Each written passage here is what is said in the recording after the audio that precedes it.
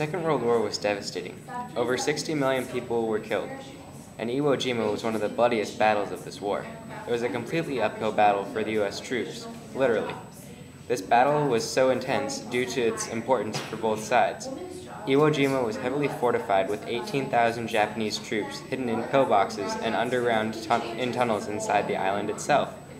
Imagine thousands of people milling around underground. It must have been crowded. Luckily, the Japanese made room. 3 miles of tunnels was quite enough to hold the army stationed there. The Americans wanted Iwo Jima because it was located only 600 miles away from the main islands of Japan. Also, we were at war with Japan, and war is about conquering the enemy. The Japanese wanted Iwo Jima because it acted as their early warning system against American attacks. America really got involved in the Second World War because of the attack on Pearl Harbor. Adding to this, the Japanese also attacked the Philippines, capturing surrendered U.S. troops in Bataan. The Japanese made the POWs, or prisoners of war, walk in the Bataan Death March. U.S. troops walked for days without food or water, and many died. The U.S. was infuriated. The U.S. took action, attacking the Japanese island of Iwo Jima on February 19, 1945. During the hours before the land battle started, the American ships shelled the island and American bombers dropped their payloads. Overall, the attack probably killed very few Japanese, due to their strategy of staying underground. 6,800 pounds of bombs were dropped on Iwo Jima, and 22,000 shells were shot at the island. The battle hadn't even started yet. The first wave of American troops was expecting to meet heavy fire at the beach where they landed. Some thought that the shelling had killed the majority of the Japanese, and the rest were all in hiding. In truth, the bulk of the Japanese army lay in wait for the American soldiers to start climbing up the mountainside. As soon as the first lines met the first lines of Japanese bunkers, bullets poured from defensive positions as the unsuspecting Marines took heavy casualties. There was no chance for the Americans to take cover. The ranks of the Marines scattered as they struggled to find cover. The opposing Japanese General Kuribashi, left no spot on the island not covered by some sort of Japanese fire. The volcanic ash made digging foxholes impossible. One of the key factors which made the battle so intense was that the Japanese were extremely well dug in. Their defensive positions were all located underground, and no Japanese soldier was to fight from above. 3 miles of Japanese tunnels lay under Iwo Jima, allowing the Japanese to move around unnoticed and restock bunkers which had already been marked as empty, allowing the Japanese to surprise U.S. troops again and again. The Japanese general knew that there would be no surviving the battle for any of the Japanese troops. His goal was just to make the victory of the Americans so costly that the government wouldn't be able to convince the people that attacking the main island of Japan was worth it. The Japanese believed that service to country was above survival, so they had no problem sacrificing themselves for their home. It was seen as honorable to die for your country. Each of the 18,000 Japanese soldiers was to kill at least 10 Americans before they died. Surviving off a cup of water and a handful of rice per day, the Japanese army was struggling to stay alive even when not under U.S. fire.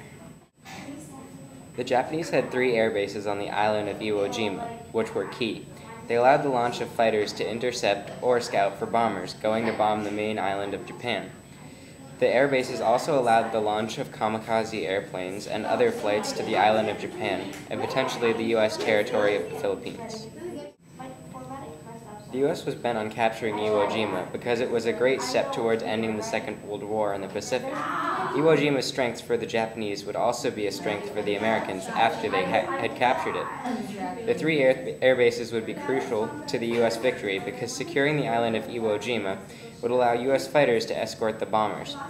This would greatly increase the bombers' success rate. It also allowed for the bombers to carry heavier loads because they had less distance to travel, allowing them to burn more fuel. The nuclear bombings would end the war. 2 nuclear bombings would end the war, and the planes that delivered those bombs went through Iwo Jima before they went and hit Japan. The nuclear bombings would end the war because the Japanese knew that they wouldn't stand up against this sort of power, and they lost the will to fight. The U.S. also wanted to capture Iwo Jima so the Japanese couldn't use the advantages the island gave them, which is the early warning system and their fighters. The Japanese were intent on keeping Iwo Jima because of the simplest reason. It was Japanese territory, and nobody wants a foreign power taking over your territory. Iwo Jima also had some advantages for the Japanese, other than just the air bases. It was a Japanese stronghold, which helped to defend against attacks from the U.S. The strategy behind the Battle of Iwo Jima was to take down as many Americans as possible so that the U.S. would lose the will to fight in the war due to casualties.